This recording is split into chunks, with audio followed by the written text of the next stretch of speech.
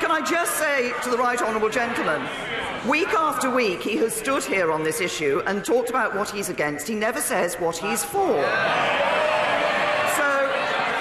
So if he wants to fulfil the will of the referendum, to support jobs, to end free movement, to do those trade deals, to avoid no deal, then he needs to vote for this deal.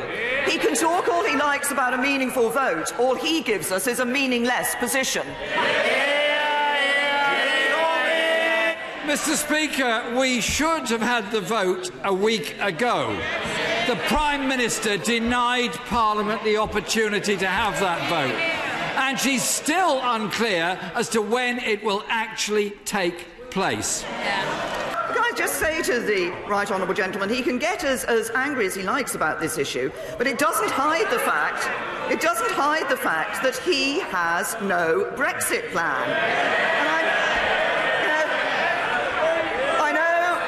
And I know it's Christmas. I know he's looked in his stocking, down the chimney, under the Christmas tree. He still hasn't found a Brexit plan. Well, there are some people that say that the Leader of the Opposition just going through the motions. What we saw this week is he isn't even doing that.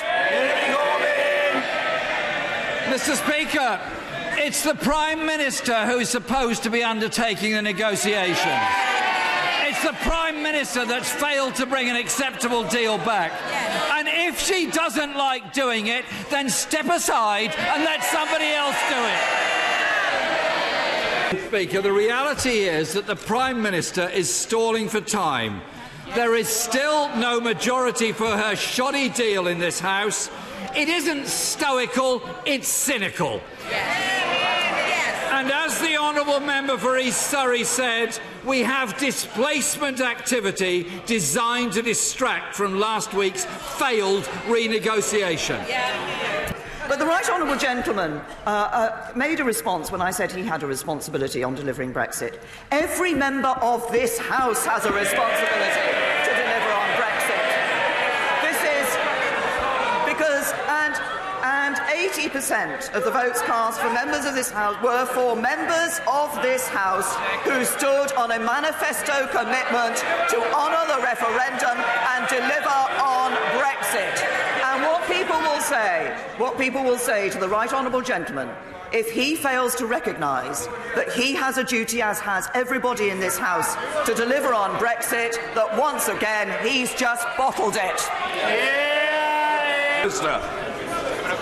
Thank you, Mr. Speaker. They said they'd put down a vote of no confidence, then they said they wouldn't, then they said they would, then they did it but it wasn't effective.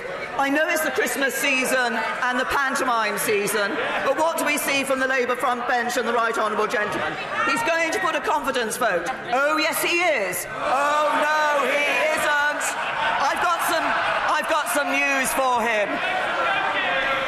I've got some advice for the right honourable gentleman.